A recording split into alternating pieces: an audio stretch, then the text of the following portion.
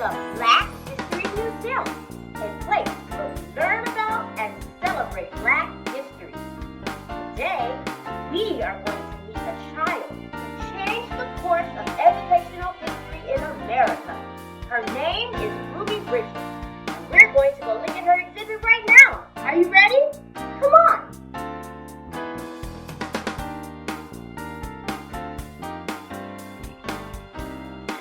This is Ruby Bridges. She was born in 1954 in Tylertown, Mississippi. She is the oldest of 4 kids. And like all kids, she loved to play. She liked playing softball, jump rope, and climbing trees. When Ruby was 4, she and her family moved to New Orleans, Louisiana for a better life. At this time, America was segregated. To be segregated means to be separated by race. African Americans were treated very unfairly, and they did not have equal rights. African American children had to go to separate schools. And children who looked like this were not allowed to go to the same school as children who looked like this. And children who looked like this had much better schools than children who looked like this. It wasn't fair. So, in 1954, the Supreme Court ruled that segregated schools was wrong and it would not happen anymore. All children deserve to go to school together and get a good education.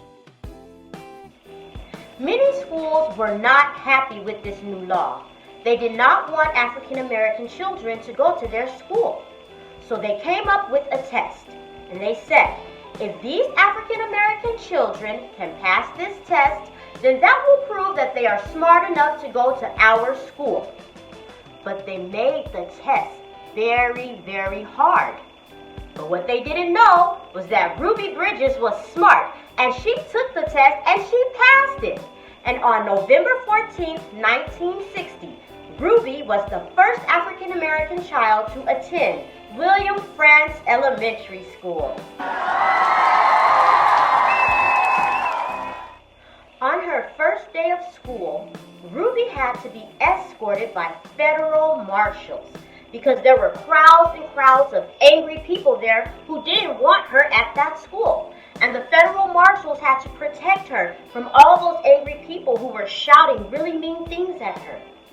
Ruby was the only child in her classroom because parents did not want their children in the same class with her, and teachers refused to teach her, all because of the color of her skin.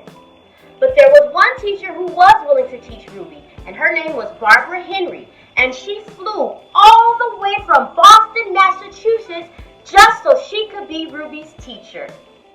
Ruby did not let other people's hatred stop her from getting an education. She went to school every single day that year and worked hard. She became good friends with her teacher, and as an adult, they remained friends. Ruby has launched the Ruby Bridges Foundation, and she started an after-school program in the same school that she attended as a child called the Multicultural Art Club.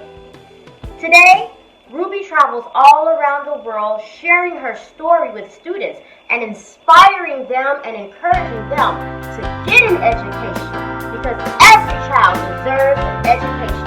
Yes, education is a right to every child. Education is a right. Education is a right. Education is free. Education is free. Education for you. Education for me. Every boy and girl deserves the opportunity to study and know, to learn and grow, and be the best that they can be. Education is a right. Education is a right. Education is mine. Education is a right. Education is a right. Education is yours. Education is yours. So come on and walk through that open door. Oh, education is a right. Education is a right. Education is free. Education is free. Education for you. Education for me. Every boy and girl deserves the opportunity to study and know, to learn and grow. To study and know so they can learn and grow. Study and know to learn and grow and be the best that they can be. Well, that's all we have time for today, friends. This tour has come to an end.